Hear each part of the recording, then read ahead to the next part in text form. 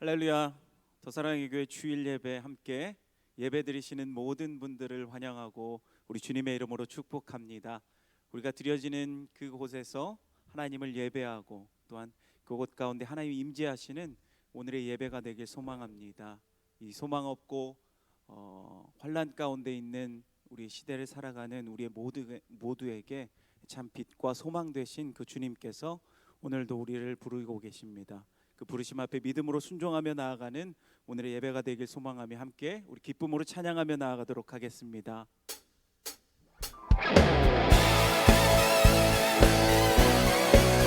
우리 박수치며 주님을 찬양하며 나아갑시다.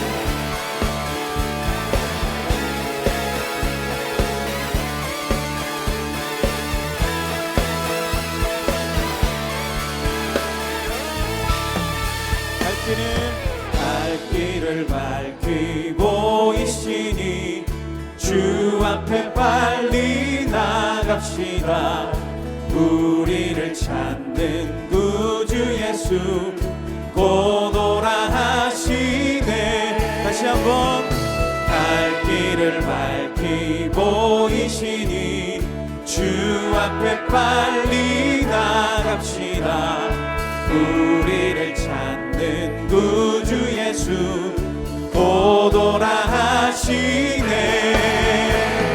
죄악 벗은 우리 영혼은 기뻐 뛰며 주를 보겠네. 하늘에 계신 주 예수를 영원히 섬기리.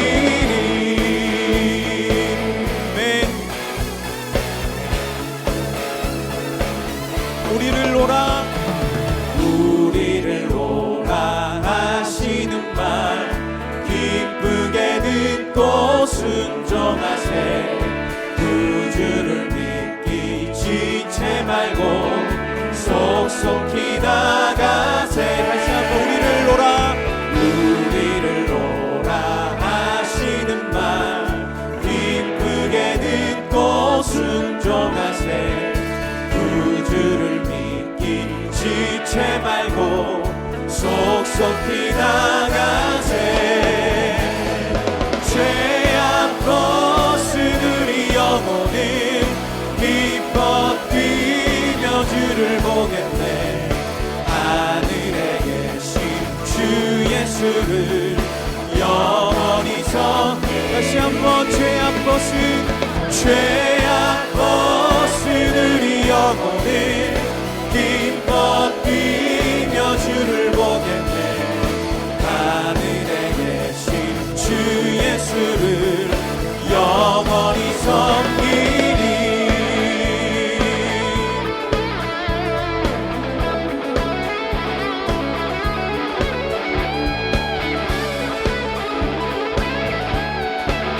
우리와 함께 계시는 그 주님을 바라봅니다. 주 오늘 여기 계시오니 다 와서 주의 말씀 듣세. 듣기도 하며 생각하니 참 들리시로다. 죄악 벗은 우리 영혼은 기뻐 뛰며 주를 보겠네. 하늘에 계신 주 예수를 영원히 섬기리. 죄악 벗은 우리 영혼은 기뻐 뛰며 주를 보겠네. 하늘에 계신 주 예수를 영원히 우리 한 번 더 고백합시다. 죄악 벗은 우리 영혼은 기뻐 뛰며 주를 보겠네. 하늘에 계신 주 예수를 영원히 섬기리. 내게 강 같은 평화, 내게 강 같은 평화, 내게 강 같은 평화 넘치네.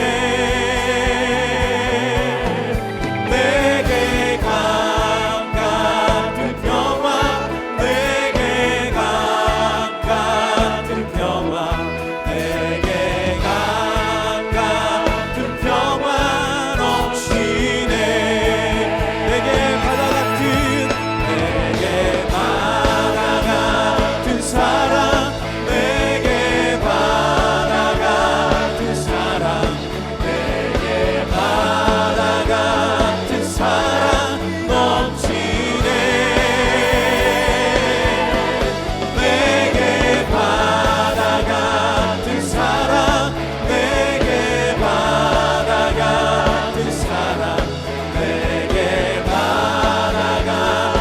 사랑이 넘치네. 내게 샘솟는 기쁨이 내게 샘솟는 기쁨 내게 샘솟는 기쁨 내게 샘솟는 기쁨 넘치네. 아멘. 내게 샘솟는 기쁨 내게 샘솟는 기쁨 내게 샘솟는 기쁨 넘치네. 우리 한 번 더 내게 강 같은 평화 내게 강 같은 평화 내게 강 같은 평화 내게 강 같은 평화 넘치네.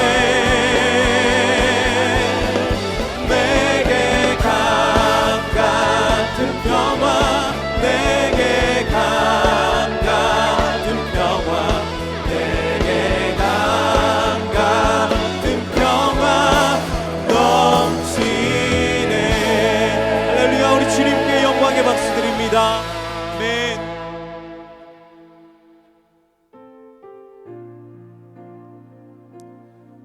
우리를 부르신 그 주님 앞에 우리의 마음을 다해서 이 찬양으로 함께 고백하며 우리 주님 앞에 나아갑니다.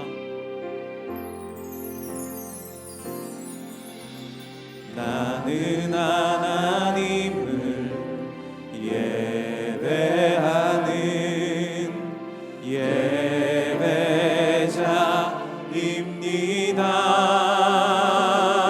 예배자입니다. 내가 서 있는 곳 어디서나 하나님을 예배합니다. 내 영혼 거룩한 은혜를 향하여 내 마음 완전한 하나님 향하여 이곳에서 바로 이 시간 하나님을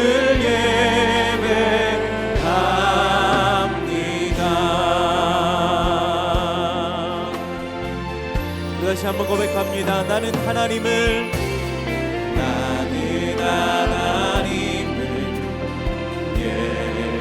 예배하는 예배자입니다.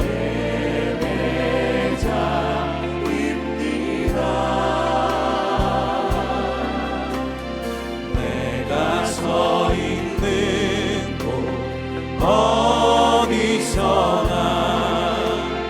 하나님을 예배합니다.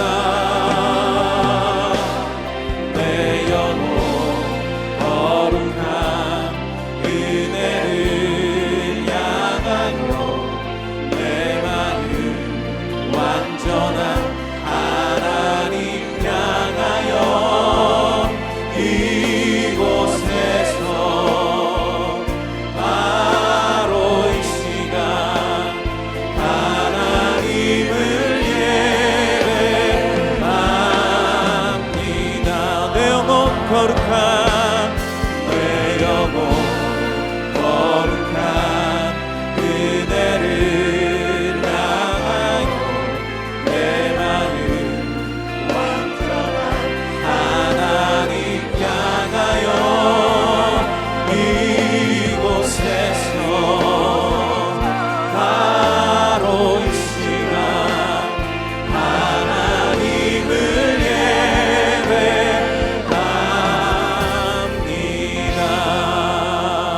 예배합니다. 모두 자리에서 일어나셔서 찬양하시고 주일 예배는 하나님께 드리겠습니다.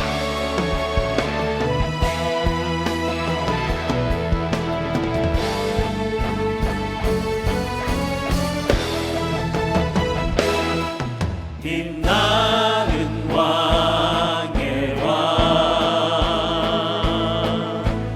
영광의 주님 온 땅 기뻐하라 온 땅 기뻐하라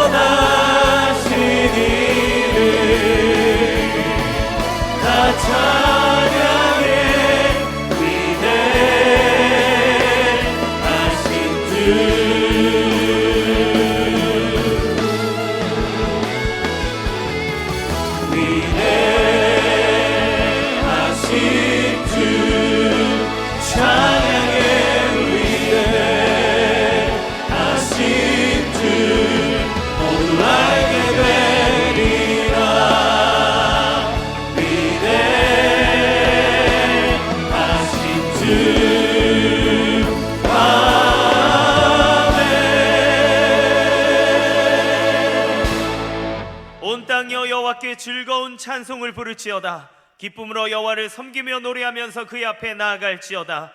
여호와가 우리 하나님이신 줄 너희는 알지어다. 그는 우리를 지으시니요 우리는 그의 것이니 그의 백성이요 그의 기르시는 양이로다. 하나님은 영이시니 예배하는 자가 영과 진리로 예배할지니라. 아멘. 사랑하는 성도 여러분, 하나님이 기뻐하시는 예배는 상한 마음과 통회하는 심령이라고 하셨습니다. 이 시간 성령께서 깨닫게 하시는 잘못들을 가지고 진실한 마음으로 각자 입을 열어 참회하는 기도를 드리겠습니다.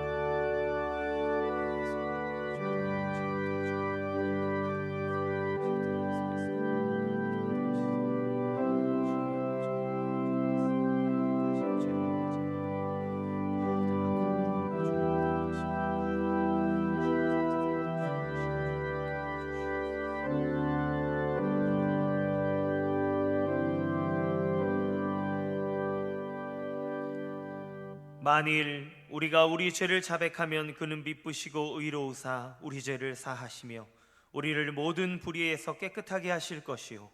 사랑의 주님, 이 놀라운 용서의 은총을 허락하신 것을 감사합니다. 이제는 우리가 법 아래 있지 아니하고 은혜 아래 있기 때문에 더 이상 죄가 우리를 주관치 못하는 줄 믿습니다. 이 시간 우리를 다시 한번 성령으로 강건케 하시고 충만케 하여 주옵소서. 예수님의 이름으로 기도합니다. 아멘. 모두 자리에 앉으셔서 찬송가 부르도록 하겠습니다.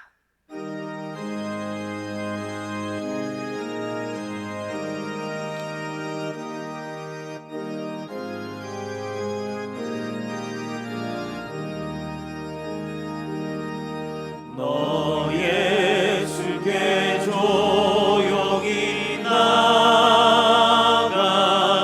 내 모든 짐 내려놓고 주 십자가 사랑을 믿어 죄 사함을 너 받으라. 주 예수께 조용히 나가 내 마음을 쏟아놓으라. 늘은 미리 보시는 주님, 그는 은혜를 베푸시리. 주 예수의 은혜를 입어 내 슬픔이 없어지리.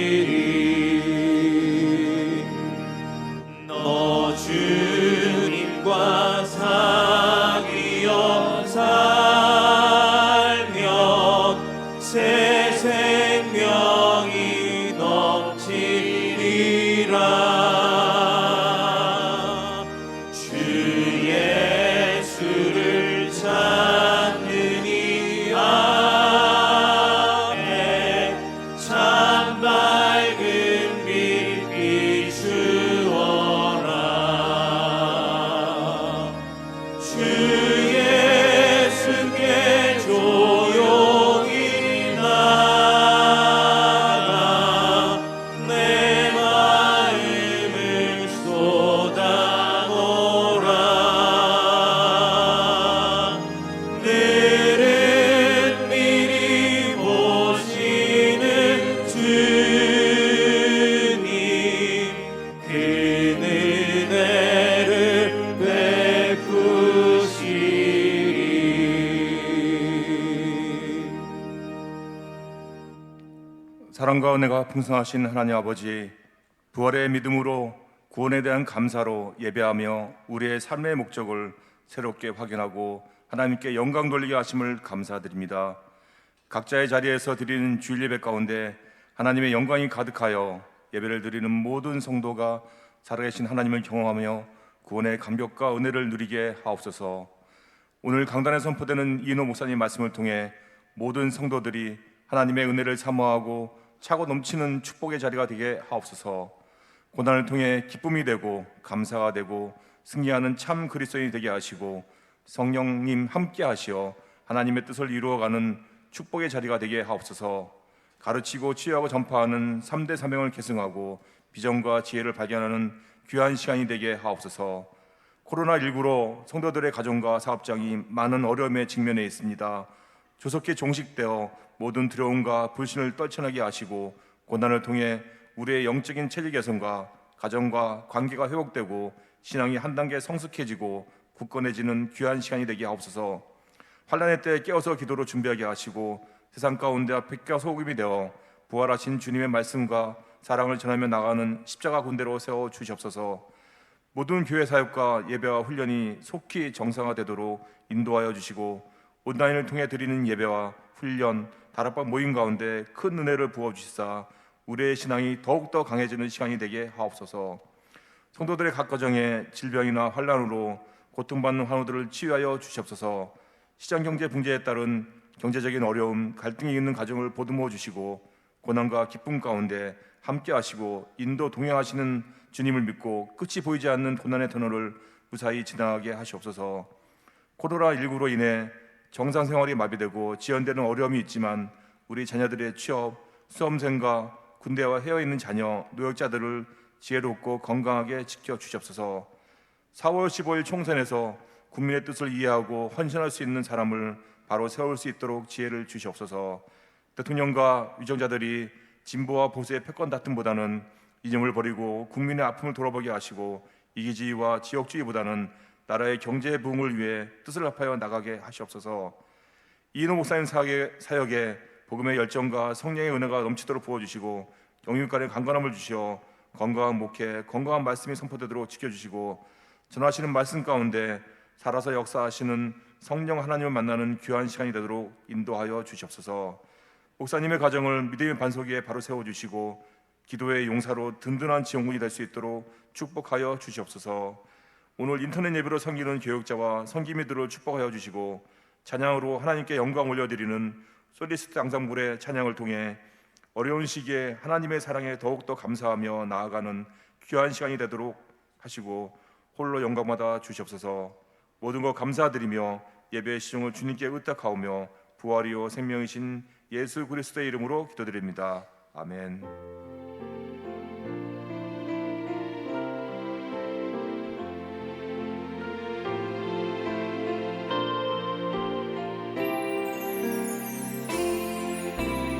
내 영혼이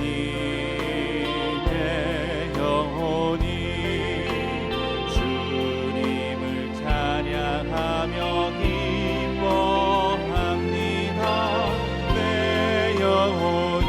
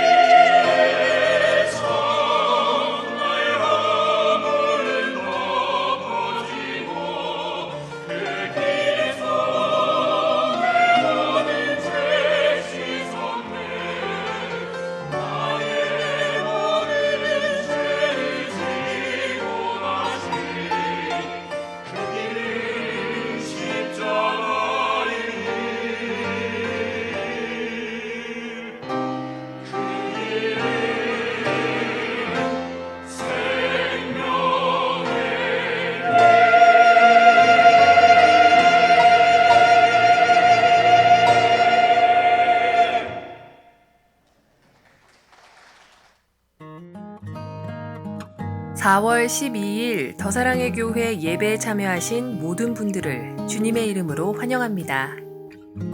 오늘은 코로나19 전염병 확산 예방을 위해 각 가정에서 온라인으로 예배를 드립니다.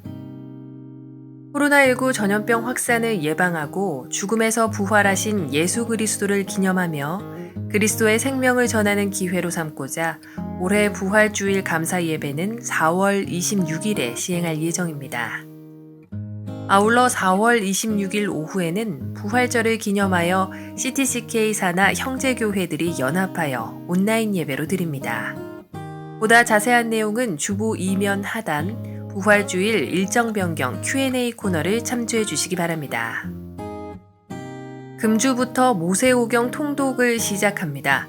성경 읽기표는 홈페이지 공지사항 게시판에서 다운로드 받으실 수 있습니다.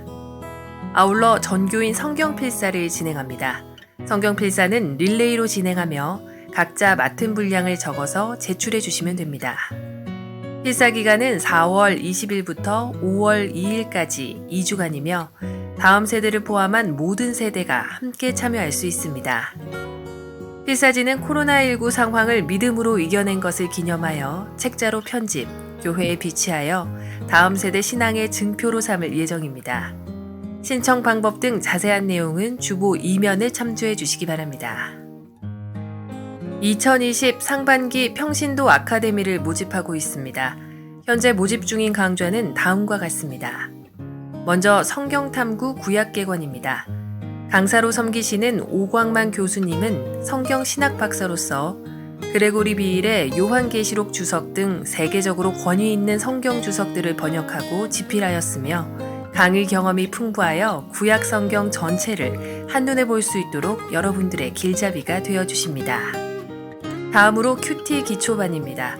강사로 섬기시는 임철 목사님은 성서 유니온에서 매일 성경 저자 및 편집장으로 오랫동안 사역하다가 최근 엣지 있는 통독을 출간하며 한국교회 큐티 사역에 새바람을 일으키고 있습니다. 상기 강좌는 개강 일정에 맞추어 온라인 강의로 진행하다가 추후 코로나19 상황을 지켜본 후 오프라인 강의로 전환할 예정입니다. 접수 방법은 문자 접수이며 수강을 원하는 강좌와 성함을 문자로 보내주시기 바랍니다. 아울러 교리 베이직은 모집이 마감되었으며 온라인 강의가 진행 중입니다. 오늘 주보에는 지역사회를 위해 섬기고 돕는 교회 사역과 그리스도의 고난에 동참하는 성도님들의 다양한 삶의 간증들, 그리고 전화 인터뷰를 통해 전하는 성도님들의 근황 등 자세한 은혜의 소식들을 실었습니다. 특히 주보 6면에 있는 내용을 반드시 읽어보시고 어려움에 처한 성도님들을 위해 많은 중보 기도 부탁드립니다. 다음 주일 예배는 코로나19 상황을 지켜본 후 문자 및 인터넷 홈페이지를 통해 공지할 예정입니다. 이웃사랑 마스크 나눔 기부 안내, 코로나를 이기는 특별 이벤트, 교우동정, 섬김이 안내는 주보를 참조해 주시기 바랍니다. 할렐루야. 각 가정에서 주일 예배를 드리시는 모든 성도님들을 주님의 이름으로 환영하고 축복합니다. 우리 서로 가족들과 함께 또 옆에 있는 분들과 함께 인사 나누도록 하겠습니다. 주님은 지금도 우리와 함께 하십니다. 예, 감사합니다. 부활주일 감사 예배는 2주 연기되어서 4월 26일 주일에 드립니다. 우리에게 너무 중요한 절기인 부활주일이 코로나19 사태로 자칫 의미가 퇴색될 수 있기 때문에 더 나은 예배를 위해 CTCK 회원교회와 주변 교회 약 30여 교회가 뜻을 모아서 2주 연기하는 것을 결정했습니다. 저희가 속한 예장합동 총회에서도 각 교회별로 부활주일 일정을 결정하도록 권면했습니다. 특별히 부활주일 연기 결정이 대사회적 메시지가 되어서 코로나19 확산을 예방하고 아울러 죽음에서 부활하신 예수 그리스도를 기념하는 부활절의 진정한 의미를 되새기며 이웃과 지역사회에 예수 그리스도의 생명을 전하는 기회로 삼을 수 있기를 바랍니다. 자세한 내용은 주보와 홈페이지를 참조해 주시기 바랍니다. 코로나19 극복기념 성경 필사 인원을 모집합니다. 코로나19를 말씀으로 통과하고자 정교인 성경 필사를 진행하는데요. 교회 역사의 전무한 상황을 믿음 가운데 우리 성도님들이 잘 이겨나가고 계신 것을 성경 쓰는 것을 통해 기념하여 남기고자 합니다. 대상은 주일학교를 포함한 전교인 전 세대이고요. 방식은 분량을 나누어서 릴레이로 필사를 진행할 예정입니다. 기간은 2주고 필사하신 분들의 이름이 성경에 들어갈 것입니다. 200명을 기준으로 했을 때 한 사람당 6장 정도의 분량만 필사하면 성경 한 권을, 필사 성경 한 권을 만들 수 있습니다. 많이 동참해 주셔서 지역별로 한 권씩 만들 수 있도록 해주시면 좋겠습니다. 다음 주 금요일까지 순장님과 지역 및 담당 교역자들에게 신청해 주시기를 바랍니다. 또 성경 읽기는 신약 성경을 오늘로 해서 마감되고요. 모세오경을 앞으로 5월 말까지 읽을 예정입니다. 하루에 3-4장만 읽으시면 모세오경을 다 읽으실 수 있습니다. 내일부터 시작하셔서 큰 은혜를 누리시기 바랍니다. 또 신약 성경 통독을 완독하신 분들은 홈페이지 은혜 나눔 게시판에 여러분이 읽은 것을 표시한 사진과 또 느낀 소감 및 간증을 올려주시면 추첨을 통해서 상품을 드리도록 하겠습니다. 온라인 인증샷 당첨자를 발표하도록 하겠습니다. 화면을 보시고요. 이종성, 이지은 성도님, 또 유요한 어린이, 정민찬, 김가빈 성도님, 김희성, 박미정 성도님, 박정원, 김미성 성도님 가정 이상 5가정이 당첨되셨습니다. 축하드립니다. 기타 여러 광고들은 주보를 참조해 주시기 바랍니다. 오늘 우리에게 주시는 하나님의 말씀을 보겠습니다. 마태복음 11장 28절에서 30절까지 말씀입니다. 마태복음 11장 28절에서 30절까지 말씀입니다. 함께 다 같이 합독하도록 하겠습니다. 그래서 같이 함께 읽겠습니다. 수고하고 무거운 짐진 자들아 다 내게로 오라. 내가 너희를 쉬게 하리라. 나는 마음이 온유하고 겸손하니 나의 멍에를 메고 내게 배우라. 그리하면 너희 마음이 쉼을 얻으리니 이는 내 멍에는 쉽고 내 짐은 가벼움이라 하시니라. 아멘. 이인호 목사님 나오셔서 말씀 전해 주시겠습니다.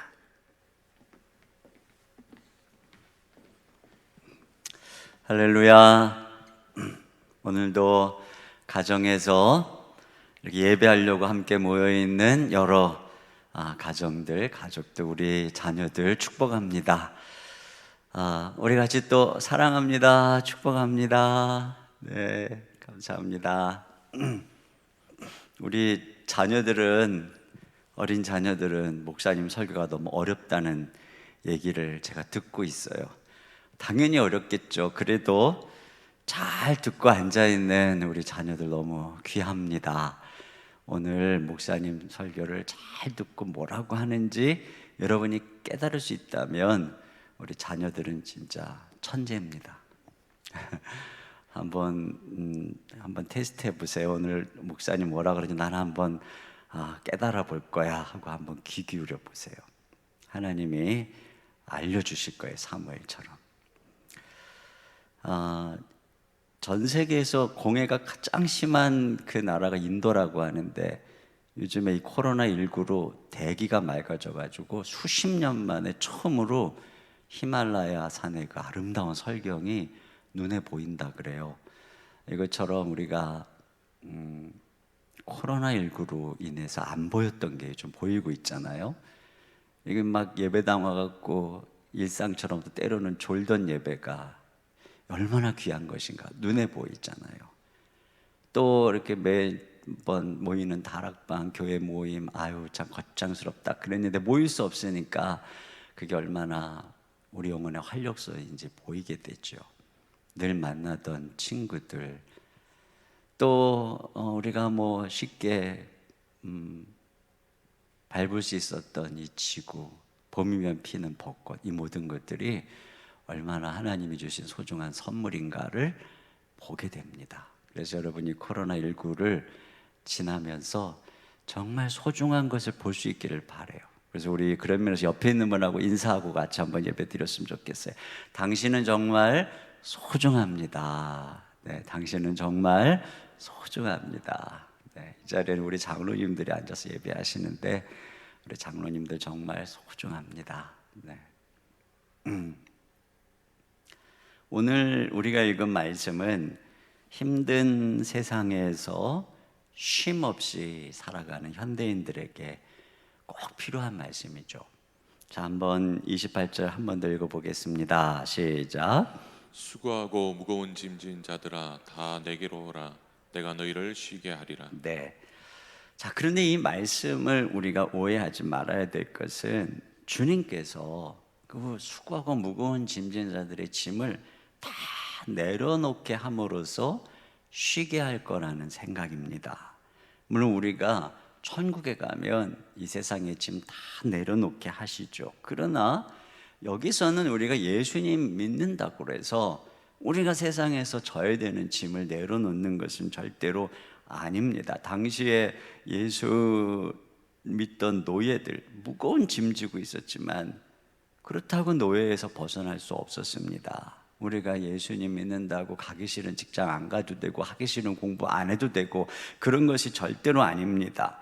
신자가 예수님 믿고 바로 천국 가서 안식하는 게 아니라고 그랬잖아요. 수고와 고난을 지고 통과해야 되는 광야가 있다라고 말씀을 했습니다. 그런 면에서 오늘 말씀을 유심히 살펴보면은 주님이 말씀하는 쉼이 어디에 있는 것이냐, 29절 하반절에 보니까 이렇게 돼 있어요. 너희 마음이 쉼을 얻으리니, 육체의 쉼이 아니라 마음의 쉼을 주신다, 이렇게 말씀하고 있어요. 휴가를 가도요 마음이 쉬지 않으면 쉬는 게 아니에요. 요즘 코로나19 때문에 뭐 강제로 경제활동 중지하고 뭐 학교도 안 가고 자가 격리하고 육체적으로 집에서 쉬는 것처럼 보이지만 마음이 편하지 않으니까 쉬워지지가 않거든요. 쉼의 핵심은 일의 그침이 아니라 마음에 있습니다. 근데 주님께서 우리 마음에 쉼을 주시겠다 이렇게 말씀하고 있는 거예요. 그럼 어떻게 쉼을 주시는가? 자, 29절 또 다 같이 한번 보겠습니다. 시작. 나는 마음이 온유하고 겸손하니 나의 멍에를 메고 내게 배우라. 그리하면 너희 마음이 쉼을 얻으리니. 네, 여기 보니까 나의 멍에를 메고 내게 배우라. 그러면 너희 마음이 쉼을 얻는다 이렇게 말씀하고 있습니다. 자, 첫째로 우리 주님께서는 우리가 마음의 쉼을 얻으려면 나의 멍에를 메어야 한다라고 말씀하고 있습니다.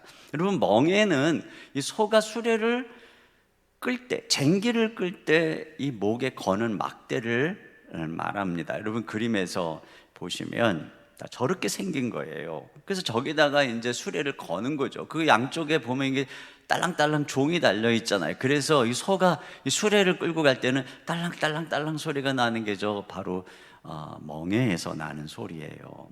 그런데 저 멍에가 목에 잘 맞아야 돼요. 이게 잘 맞지를 않으면 수레의 무게보다도 이 멍에로 인해서 목에 상처가 생기고 그래서 이 수레를 끄는 내내 고통을 쉼없이 느끼게 되는 거죠. 그래서 소를 사랑하는 주인은 소가 상처받고 고통당하지 않도록 목에 멍에를 꼭 맞게 만든다는 겁니다.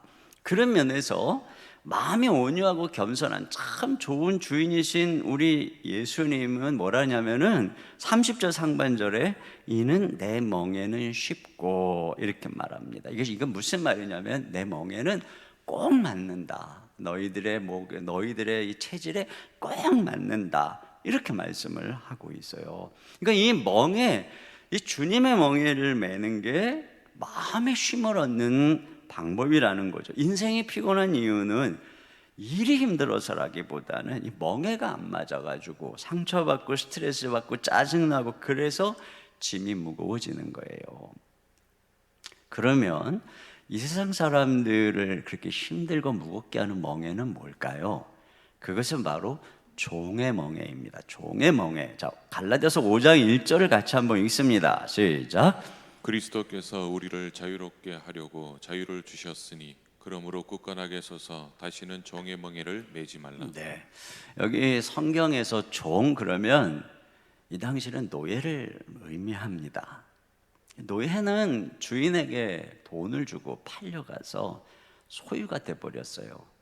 그러니까 자유가 없죠. 주인이 시키는 대로 해야 되고 조금만 실수를 하면은 매를 맞고 모욕을 당하고 심지어는 목숨까지 잃을 수 있는 위험 속에 있었기 때문에 노예들은 언제나 이 두려움 속에서 주인의 눈치를 보며 실수하지 않기 위해서 애쓰고 불안한 삶을 살았어요. 이게 종의 멍에입니다.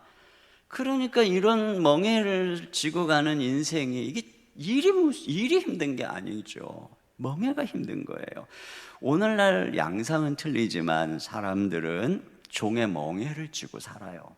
그래서 노예가 주인에게 인정받고 마음에 들려고 늘 노심초사하는 것처럼 오늘날 많은 사람들은 내가 쓸모있는 사람으로 인정받으려고 애쓰고 사랑받을 만한 존재로 자기를 증명하려고 애쓰고, 그러다 보니까 여론의 평판에 민감하고 비난과 정죄를 두려워하며 늘 무서워하면서 살아가는 삶. 그러니까 쉼이 없어요.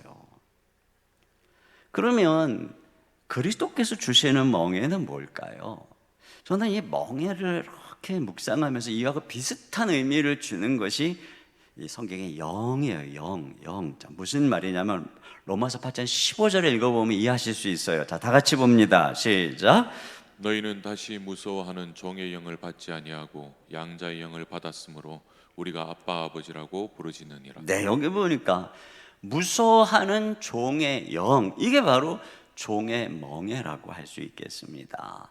그런데 예수님을 믿으면 이 종의 멍에를 벗겨주시고 우리에게 양자의 영을 주신다. 자녀의 영이죠. 그러니까 자녀의 멍에다, 이렇게 말할 수 있겠습니다. 종은 늘 눈치를 보고 두려워하지만 자녀는 자유로워요. 편안해요. 같은 일을 해도 종은 눈치를 보면서 두려워하면서 일을 하지만 자녀들은 자유로움으로 자발적으로 일을 하니까요. 쉼이 있는 거예요. 결국 우리가 종의 영으로 일하느냐, 자녀의 영으로 일하느냐, 종의 멍에를 메고 일하느냐, 자녀의 멍에를 메고 일하느냐, 여기에 의해서 마음의 쉼이 있느냐 없느냐가 결정되는 것이에요. 제가 목회하면서 지켜보는, 정말 이거는 인간의 힘으로는 풀기 어려운 관계인 것 같다라고 생각하는 게 바로 고부 간의 갈등, 시어머니와 며느리의 갈등이에요. 그 며느리는 왜 이렇게 힘들어할까 하고 제가 생각을 해봤더니요, 시부모님에게 남편은 아들이잖아요. 또 애들은 손자, 손녀잖아요. 그러니까 그들은 다 자녀의 영을 갖고 있어요. 근데 유일하게 며느리만 종의 영을 갖고 있는 거예요. 그러니까 시부모님과 함께 있는 집에서 남편도 손자, 손녀도 자녀의 영을 갖고 있으니까 편안한 거예요. 그런데 유일하게 며느리만 종의 영을 가지고 있기 때문에 쉬지를 못하는 것입니다. 시어머니가 얘야 쉬어라 그러죠. 못 쉬어요. 내가 언제 너한테 쉬지 말라 그랬니? 못 쉬어요. 왜요? 영이 바뀌어야 되는 거예요.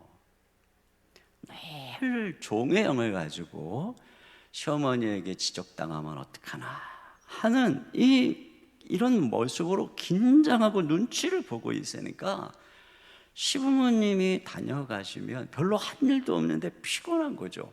시어머님이 나름대로 잘해주려고 애쓰지만 며느리는 스트레스를 받고 두통을 호소하는 거거든. 이게 뭐냐면 잘해주고 못해주고의 문제가 아니에요. 일의 문제가 아니에요.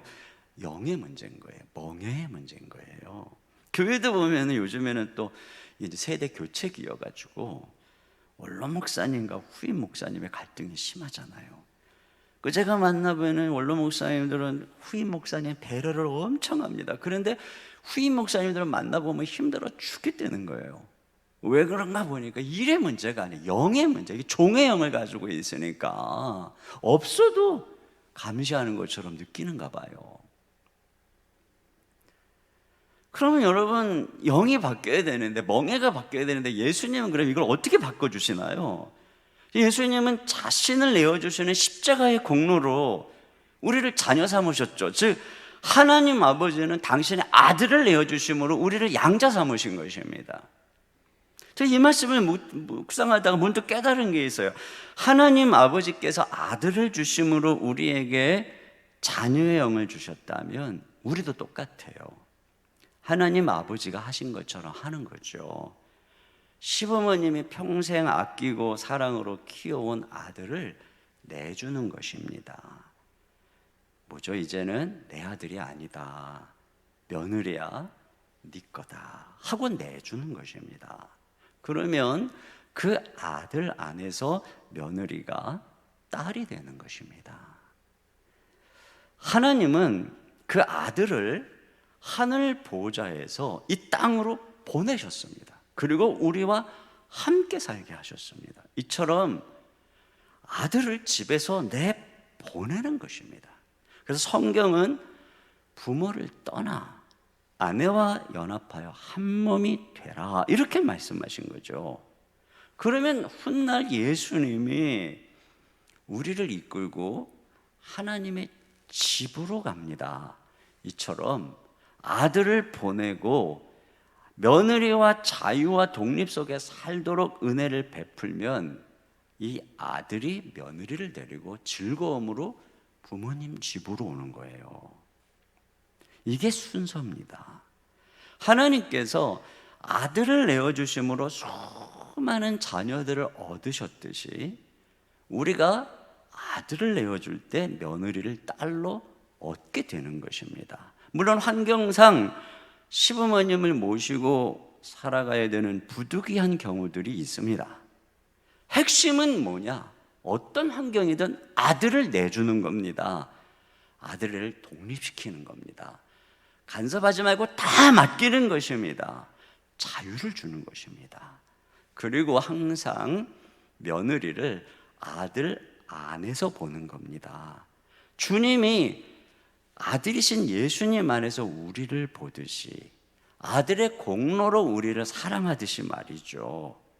그래서 아들을 용납하듯이 며느리를 용납하고 아들을 기뻐하듯이 며느리를 기뻐하고 아들을 인정하듯이 며느리를 인정하는 것, 이게 아들 안에서 며느리를 보는 거죠. 아들이 하루 종일 직장에서 일하다 오면 얼마나 피곤하니 얼른 씻고 밥 먹어라 그러죠. 며느리가 하루 종일 직장에서 일하다 오면 빨리 밥해라. 만약에 그러면 이건 종대우하는 거죠. 명절에 아들은 텔레비전 보고 차려온 밥 먹어도 내버려 두고 며느리는 하루 종일 주방에서 일하는 걸 당연시 여긴다면 절대로 자녀의 영으로 못 바꿉니다. 딸이 하루 종일 육아에 지쳐서 집안을 엉망으로 만들어 놓고 있으면 친정엄마는 아유 얼마나 힘드니 하고 집을 다 치워줍니다. 근데 며느리가 육아에 지쳐서 막 집안을 엉망으로 해놓으면 집안 꼴이 이게 뭐니? 너 정신 어디다 팔고 사는 거니? 만약에 이렇게 말한다면 이건 종으로 대우하는 거죠. 여러분 똑같이 해야 합니다. 아들 안에서 아들을 대하듯이 이게 바로 복음의 원리죠. 그렇게 함으로써 종의 멍에를 자녀의 멍에로 바꾸고 그때 쉼이 있는 것입니다. 그때 일을 해도 피곤치 않은 것입니다. 반면에 며느리 입장에서는 어떻게 적용해야 되냐면 복음을 그리스도인들이 믿음으로 의롭게 된다는 것을 기억해야 합니다. 우리가 하나님 앞에서 아무 자격이 없는데 순전히 아들의 공로로 우리가 하나님을 아버지라 부르는 거예요. 자녀가 된 거예요. 이걸 우리가 믿잖아요. 이처럼 며느리는 남편 안에서 시어머니를 정말 내 어머니로 여기기 시작해야 됩니다. 느낌이 없어도 소중한 아들을 주신 어머니에게 나는 딸로 받아들여졌다라고 생각하는 것입니다.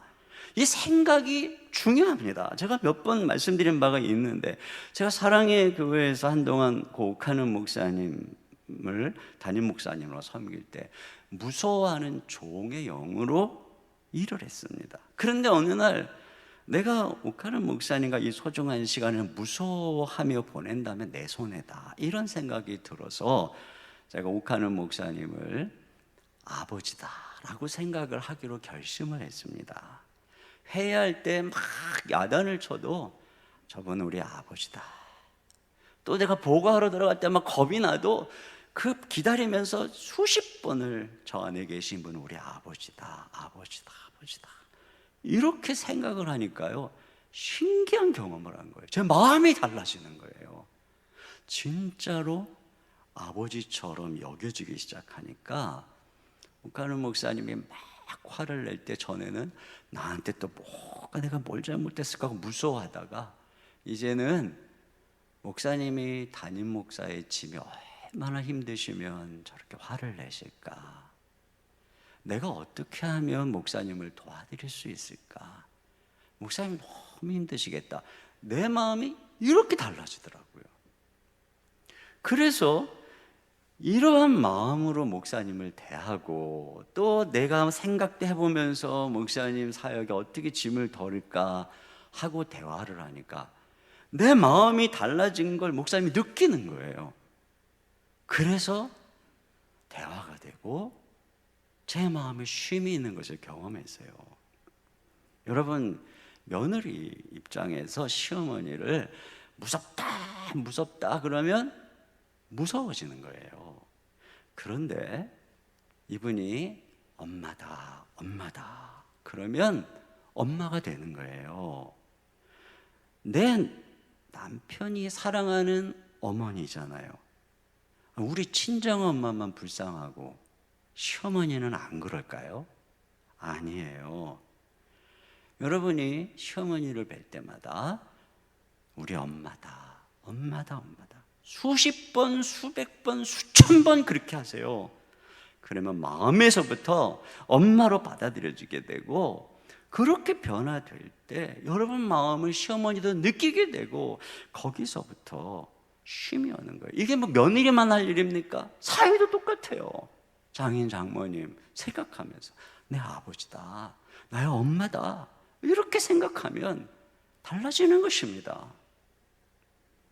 이렇게 우리가 자녀의 영을 가지게 되면 종처럼 막 인정받으려고 막 지적받지 않으려고 경직되고 이러지 않아요.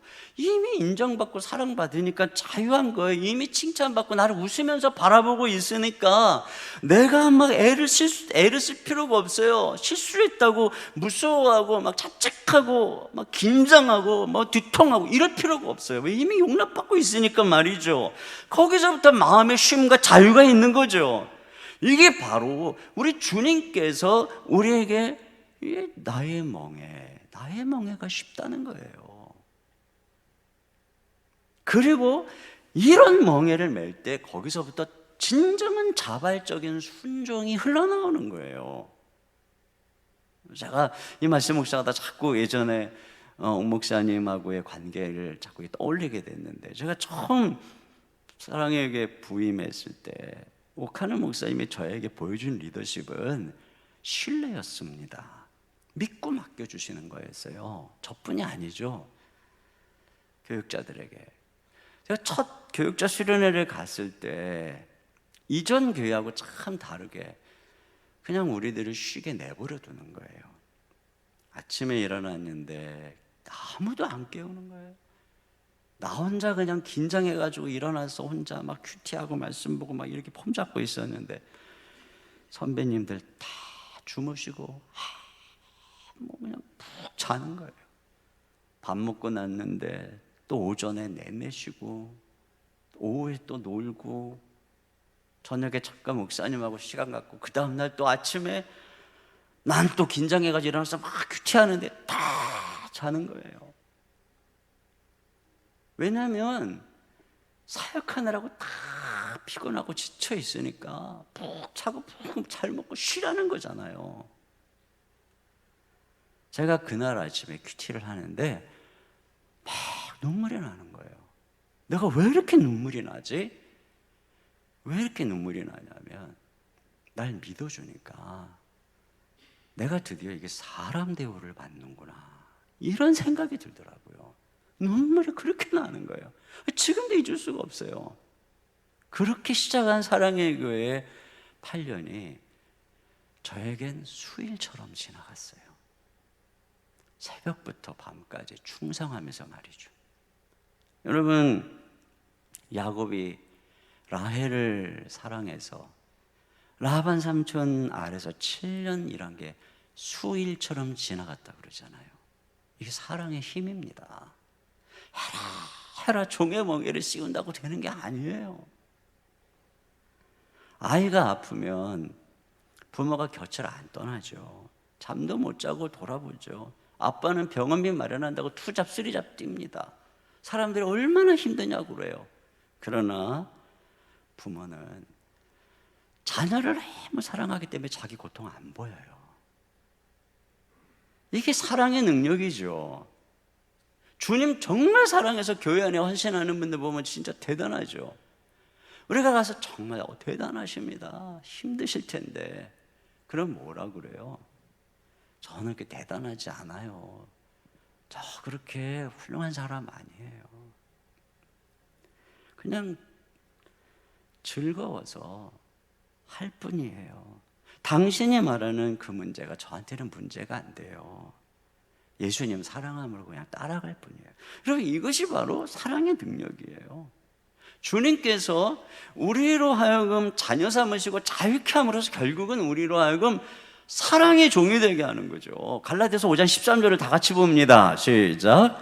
형제들아 너희가 자유를 위하여 부르심을 입었으나 그러나 그 자유로 육체의 계를 삼지 말고 오직 사랑으로 서로 종노릇하라. 네, 결국 주님께서는 우리에게 사랑의 멍에를 매게 하시는 것입니다.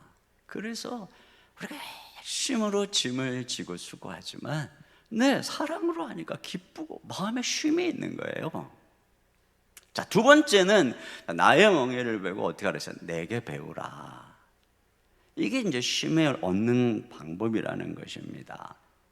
단지 내 멍에를 메는 것뿐 아니라 멍에를 메고 내게 배우라는 의미가 뭘까요? 이것을 알려면 이 유대 나라의 이 농사의 배경을 이해해야 되는데, 유대 나라에서는 한 번도 멍에를 메보지 않은 새끼 소에게 멍에 매는 법을 어떻게 가르치냐면 어미소하고 멍에를 같이 매게 하는 것입니다. 이 멍에에는 구멍이 2개가 있어요. 그래서 어미소랑 같이 매는 멍에는 그림에서 보는 것처럼, 그래서 저렇게 소 2마리가 멍에를 같이 매는 거예요. 저 오른쪽에 있는 소가 이게 어미소 같죠. 하여튼 그 새끼소랑 같이 매는 거예요. 물론 더 작을 수도 있어요. 저건 좀 비슷해 보이는데, 그래서 멍에를 메고 따라가면서 배우는 거예요. 그러니까는 이 말씀은 뭐냐면 이거죠. 나와 함께 멍에를 메고 내게 배우라. 그럴 때 짐이 가벼워진다는 거예요. 30절에 보니까 이는 내 멍에는 쉽고 내 짐은 가벼움이니라. 그래서 어미소하고 새끼소하고 같이 매면 아무래도 덩치가 큰 어미소에게 짐의 하중이 더 많이 실리겠죠. 그러면 새끼소는 어미를 따라가면서 같이 지고 가지만 가벼운 거예요. 그리고 따라가기만 하면 되는 거죠. 주님께서 이와 같이 짐을 가볍게 해주신다는 것입니다. 어떻게 해요? 주님과 함께 짐을 지고 가므로. 여기 주님께서 내 짐은 가벼움이니라 이랬잖아요. 근데 이게 마치 우리가 주님과 함께 짐을 지고 가는 게 세상 짐 내려놓고 교회 일, 즉 주님의 짐만 지라는 것처럼 들립니다. 그런데 내 짐, 즉 주님의 짐은 교회 일만 가리키는 게 아니에요. 주님은 우리랑 똑같은 사람이 되셔서 모든 죄인된 인생이 져야 되는 인생의 모든 짐을 다 짊어지시고 그리고 십자가에 죽으신 것입니다. 그러므로 예수님께서 내 짐이다 라고 하실 때에는 그 안에는 우리 인생의 세상을 살아가면서 져야 되는 모든 짐이 다 들어가 있는 것입니다. 성경이 뭐라고 그러냐면 시편 68편 19절에 날마다 우리 짐을 지시는 주 곧 우리의 구원이신 하나님을 찬송할지로다 이렇게 말씀하셨어요. 주님이 우리 인생의 모든 짐을 다 져주신다는 거죠. 그러므로 여기 내 짐이라는 말은 우리가 주님의 멍에를 매면, 그리고 주님을 따라가면 내 짐이 주님의 짐이 된다는 것이에요. 그래서 주님이 내 짐을 짊어지시고 내가 이 고난의 광야를 지나갈 때 함께 걸어가 주신다. 그렇게 됨으로써 짐이 가볍다는 거죠. 자, 그런 면에서 또 한 가지 더 있어요. 주님이 내 짐이라고 말할 때는 한 가지 더 중요한 의미가 있는데요.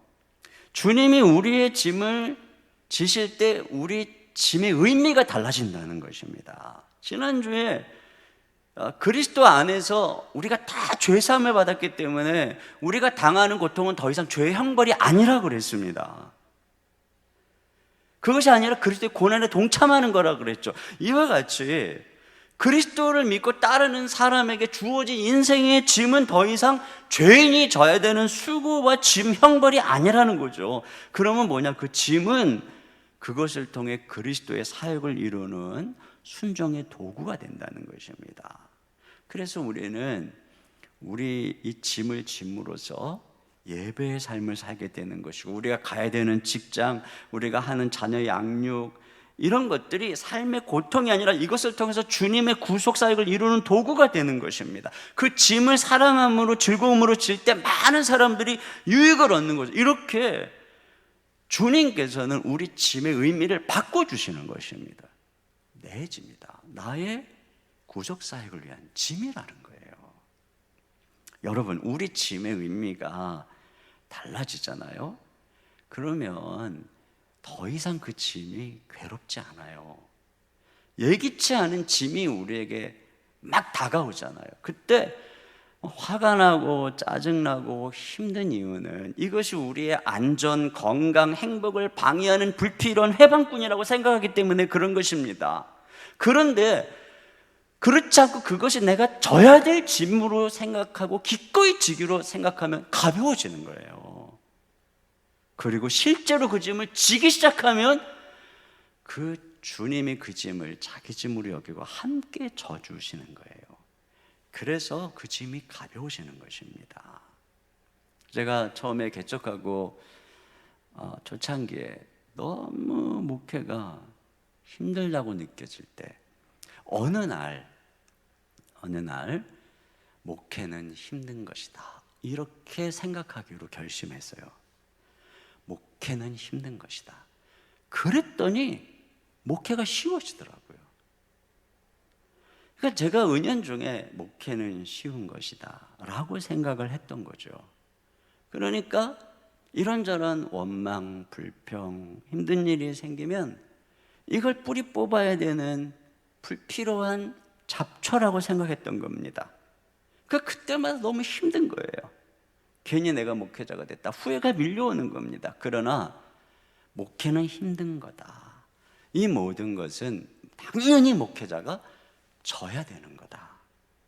마땅한 짐이다. 이렇게 생각하고 짊어지기로 결심하니까, 그러니까 당연히 내 일이다라고 생각하니까 마음이 가벼워지고, 그리고 내가 짊어지고 갈 때 주님이 나와 함께 하시고, 그리고 그렇게 짊어지고 가다 보니까 사람들이 변화되는 거예요.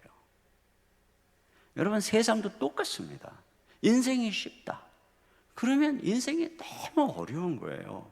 왜냐하면 내게 오는 고난을 불필요한 것으로 거부하고 막 오는 것마다 스트레스를 받게 되니까 얼마나 힘들어요. 그러나 인생은 어렵다 이렇게 생각하면 쉬워지는 거예요. 어렵다고 인정하는 것은 그걸 내가 마땅히 져야 되는 것으로 받아들인다는 의미죠. 뭐든지 말해요, 내가 할 일이다, 마땅한 내 일이다, 이렇게 생각하면 안 힘들어요. 직장에서도 뭐가 힘든 거예요? 내 일이 아니라고 생각하는 거 하게 될 때 힘든 거잖아요. 그런 면에서 리더는 업무 분장을 잘해야 이 원망과 시비가 최소화될 수 있는 것 같아요. 그러나 여러분, 세상에 이렇게 딱 부러지게 모든 게 다 되는 게 어디 있어요? 그때 내가 피할 수 없을 때 내 거다라고 그 짐을 지기로 결심하고 걸어갈 때, 여러분 그때 주님이 함께 져주시고 오히려 그 짐을 지는 과정을 통해서 나에게 한량없는 상상치 못했던 유익과 축복이 주어지는 거예요. 이게 바로 짐을 지는 사람에게 주시는 이 쉼인 것입니다. 자, 마지막으로 우리는 이 말씀을 통해서 우리가 이 세상에서 예수님을 따라가는 삶이 무엇인가를 알게 됩니다. 우리가 주님께 배우는 게 뭐예요? 새끼소가 어미소를 따라가면서 배우는 거, 어미소처럼 멍에를 쥐고 짐을 지는 법이죠. 짐을 내려놓는 게 아니라 주님처럼 짐을 지고 살아가는 게 바로 주님을 따라가는 삶이라는 것입니다. 갈라디아서를 보면 우리가 져야 되는 짐을 두 가지로 말하고 있어요. 첫째로는 갈라디아서 6장 2절인데요. 너희가 짐을 서로 지라. 그리하여 그리스도의 법을 성취하라. 또 6장 5절에 보니까 각각 자기의 짐을 질 것이라. 자, 여기서 보세요. 자, 순서를 뒤집어서 첫째로는 어떤 짐을 지는 게 자기 짐을 져야 된다는 것입니다. 우리가 주님을 따라간다는 것은 자기 짐을 지고 따라가는 거예요. 교회 안에서 여러분이 받은 은사와 지체를 따라서 마땅히 져야 되는 여러분의 몫이 있어요. 그걸 질 때 여러분 주님을 따라가는 거예요. 그러나 교회 안에서만 말고 교회 밖에서도, 직장에서 성실히 자기 짐을 질 때, 학생은 학교에서 주님이 주신 꿈과 열정을 따라 준비하고 열심히 공부함으로 자기 짐을 질 때, 가정에서는 성실하게 자녀를 돌보며 서로 섬김으로 자기 짐을 질 때, 그때 우리가 주님을 따라가는 거예요. 동시에 서로 짐을 지라고 말하는 거죠. 우리 주님이 우리의 짐을 지시고 인류의 짐을 지셨던 것처럼 주님께 배우는 게 뭐예요? 너희가 서로 짐을 지라. 그래서 아까 읽었다 갈라디아서 6장 2절에 너희가 짐을 서로 지라. 그리하여 그리스도의 법을 성취하라는 것입니다. 그리스도의 법, 이게 뭐예요? 서로 사랑하라는 법이죠. 서로 짐을 져줄 때 우리는 그리스도께서 서로 사랑하라고 하는 이 명령을 성취한다는 것입니다. 병들고 실직하고 힘이 없어서 힘들어하고 질 수 없어서 넘어져 있는 그들을 일으켜서 짐을 함께 져주는 것이 바로 우리 주님이 가르쳐 주는 것이란 말이죠. 그렇게 할 때 주님 따라가는 것입니다. 자, 그런데 또 한 가지, 그렇게 하려면 주님께 우리가 또 한 가지 더 배워야 되는 게 뭐겠어요? 자기를 부인하는 거죠. 자, 마태복음 10장 24절 다 같이 봅니다. 시작. 이에 예수께서 제자들에게 이르시되 누구든지 나를 따라오려거든 자기를 부인하고 자기 십자가를 지고 나를 따를 것이니. 네, 십자가를 지려면 그걸 지기 싫어하는, 짐지기 싫어하는 이기적인 나의 자아를 못 박아야 된단 말이죠. 우리 예수님이 보여주신 게 그거잖아요.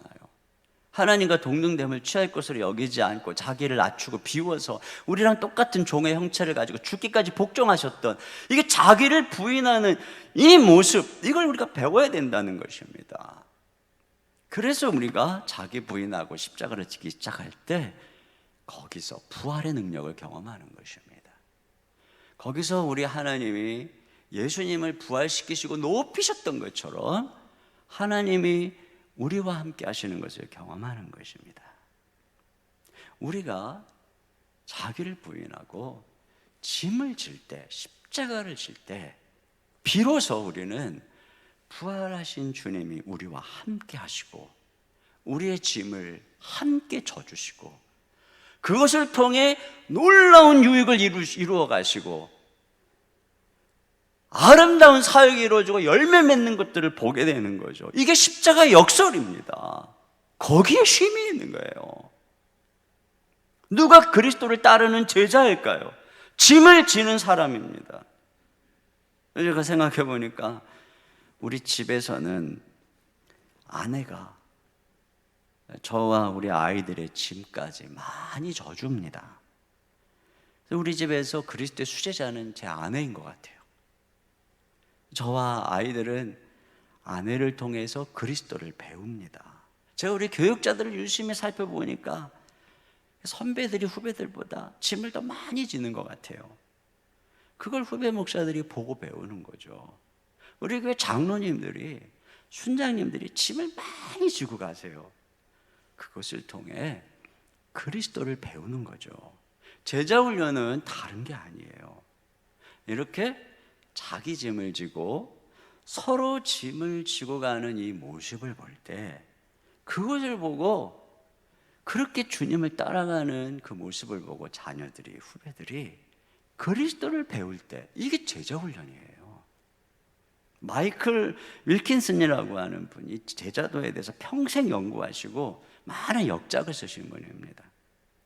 이분이 어린 시절에 양아버지 밑에서 자랐어요.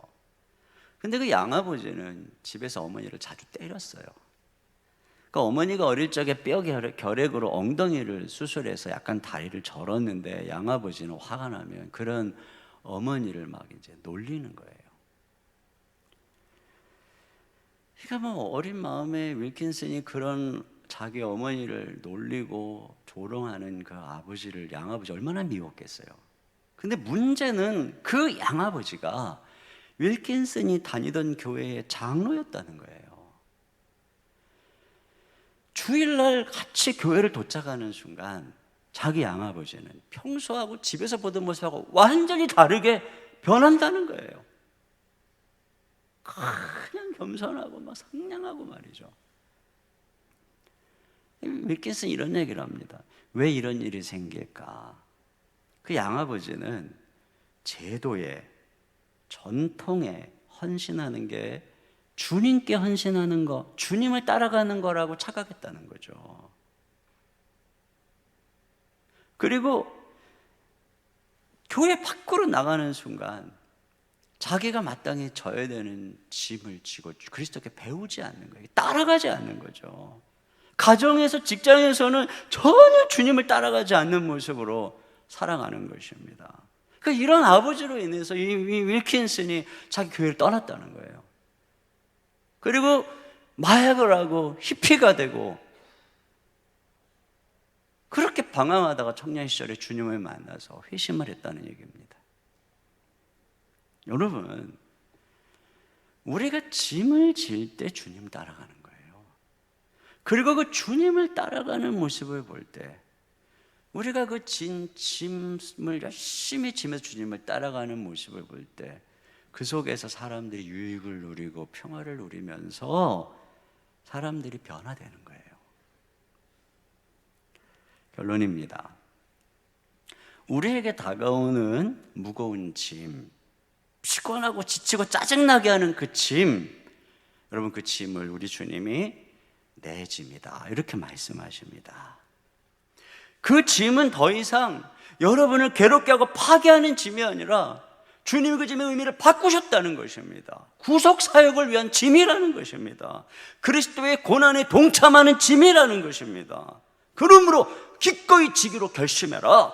짐을 회피하지 마라. 내가 마땅히 여길 것으로 여겨라. 그때 짐이 가벼워진다는 것입니다. 그리고 우리가 그렇게 짐을 지기 시작할 때 주님이 함께 하시는 거죠. 도와주신다는 것입니다.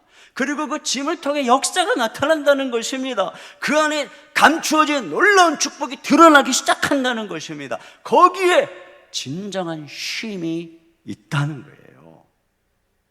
많은 짐이 우리에게 다가오는 때입니다. 이때 나의 멍에를 메고 내게 배우라 말씀하시는 주님 말씀대로 자기를 부인하고 십자가를 지고 주님을 따라감으로써 그리스도 안에서 참된 쉼, 진짜 쉼, 행복하고 즐거운 쉼, 그 쉼을 날마다 누릴 수 있기를 주님의 이름으로 축원합니다. 아멘. 우리 자녀들 말씀 잘 들었나 궁금하네요. 잘 들었으리라고 믿어요. 자, 우리 이 시간에 함께 찬양 드리겠습니다. 이 찬양은 진짜 이게 아주 오래된 찬양이어서 아마 아시는 분들 별로 없을 거예요. 근데 너무 쉬워요. 자기를 부인하고 주님을 따라가네. 나의 십자가 지고 주님을 따라가네. 쟁기를 손에 들고 뒤돌아보는 자는 합당치 않으리라. 우리 주님께 우리 같이 찬양 드립니다. 자기를 부인하고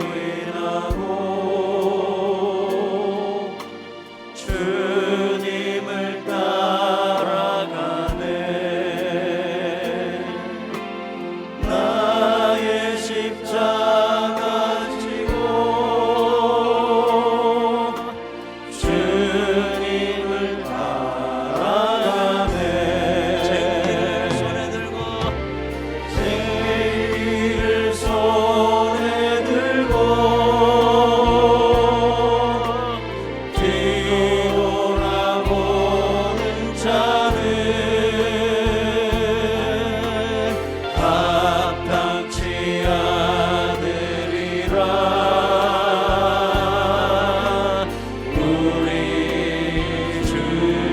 주님께 자기를 부인하고 주님을 따라가네. 자기를 부인하고 주님을 따라가네. 나의 십자가 지고 주님을 따라가네. 쟁기를 손에 들고 쟁기를 손에 들고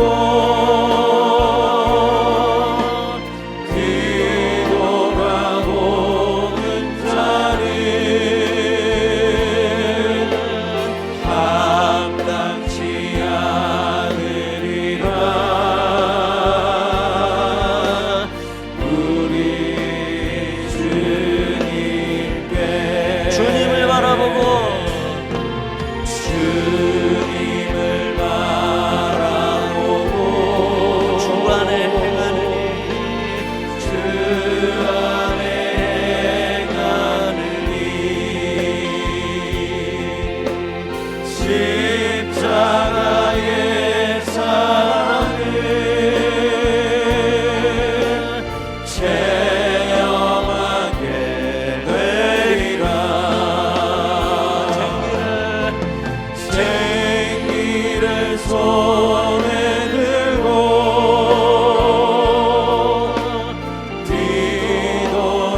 뒤돌아보는 자는 합당치 않으리라. 우리 주님 자기를 부인하고 한 번 더 합니다. 자기를 부인하고 우리 가슴에 손을 얹고 주님을 따라가네. 나의 십자가 지고 주님을 따라가네. 쟁기를 손에 들고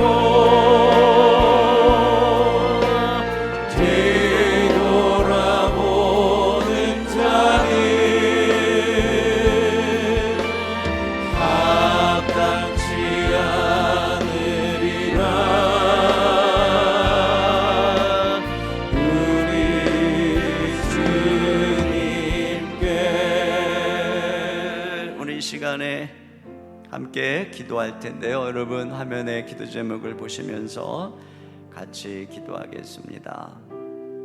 첫째, 종의 멍에를 벗고 주님이 주시는 자녀의 영으로 사랑의 멍에를 질 때 수많은 일과 고난 속에서도 마음에는 쉼과 즐거움이 충만함을 경험케 하옵소서.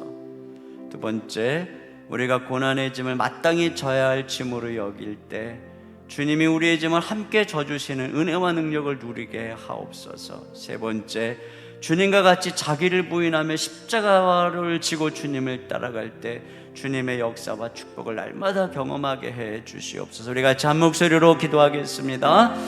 하나님 아버지 감사합니다. 나의 멍에를 메고 내게 배우라고 말씀하시는 주님, 종의 멍에를 벗게 하시고 이제 우리 주님이 주시는 자녀의 영으로 사랑의 멍에를 지고 걸어갈 때 주님 많은 짐을 지고 가지만 마음에는 쉼과 즐거움을 충만하게 경험하면서 걸어갈 수 있도록 하나님 아버지 도와주시옵소서.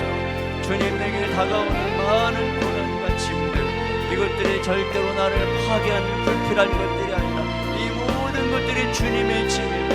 이 모든 것들이 주님의 고난에 참여하는 일입니다. 이 모든 것을 다 주님의 영광을 받으십니다. 이 모든 것이 예배인 줄 믿습니다.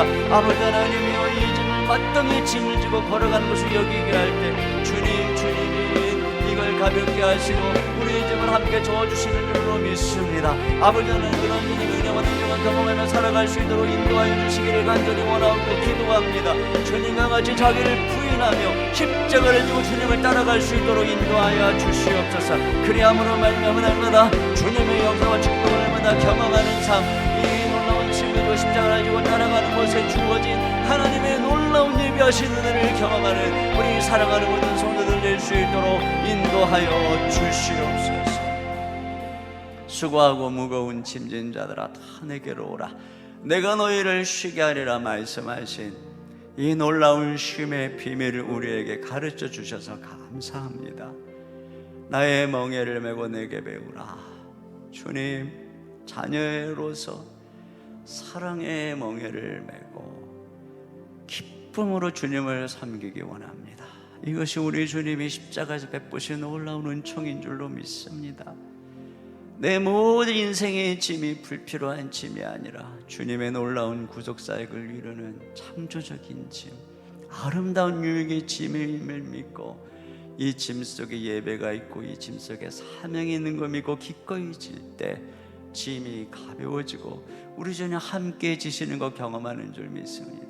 자기 부인하고 십자가 지고 주님을 따라가면 주님 거기에서 거기에 아름다운 축복이 있고 거기에 아름다운 열매가 있고 거기에 참된 행복과 쉼이 있는 줄 믿습니다.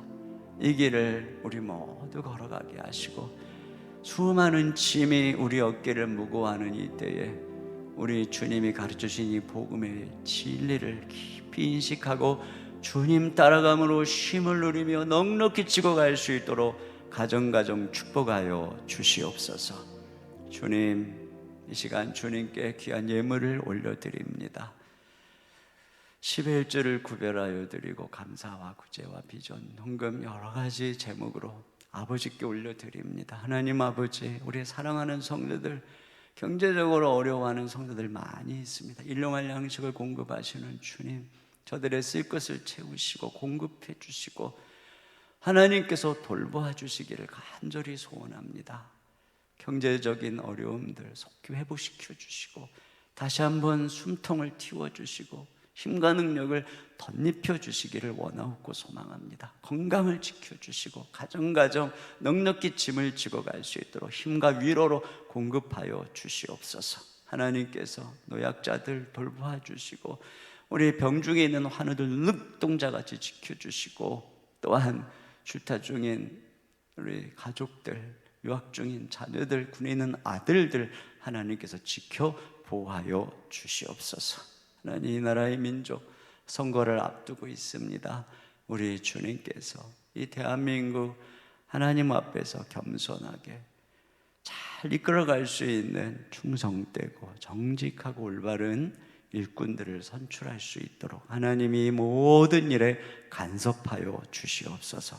감사드리며 우리 주 예수님 이름으로 기도하옵나이다. 아멘. 우리 하나님께 준비하신 헌금을 드리도록 하겠습니다.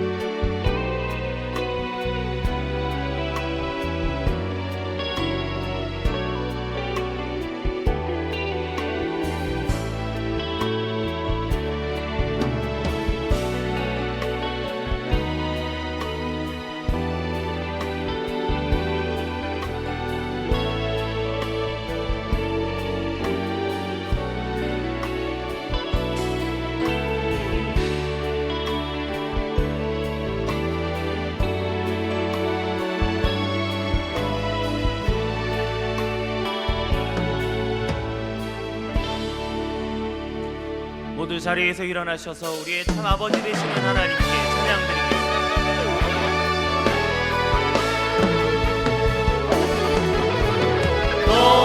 너희는 가만히 있어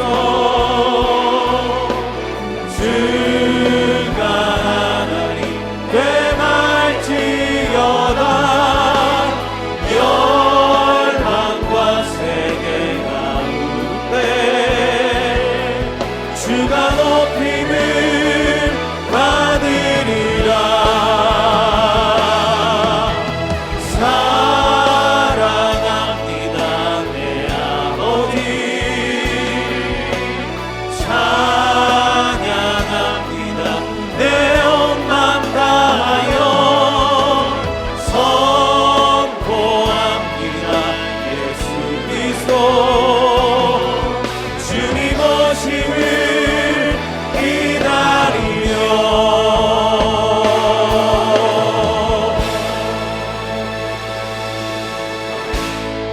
지금은 우리 주 예수 그리스도의 은혜와 우리 아버지 하나님의 무한하신 사랑하심과 성령님의 감화감동 교통으로 충만하신 역사가 자기의 짐을 질 뿐 아니라 서로의 짐을 짐으로 십자가를 지고 우리 주님을 따라가기를 다짐하며 주님께 머리 숙인 우리 모든 성도들 가정 위에 주의 몸된 교회와 이 민족과 고통받고 있는 온 세계 가운데 이제로부터 영원토록 함께 해주시기를 간절히 축원하옵나이다. 아멘.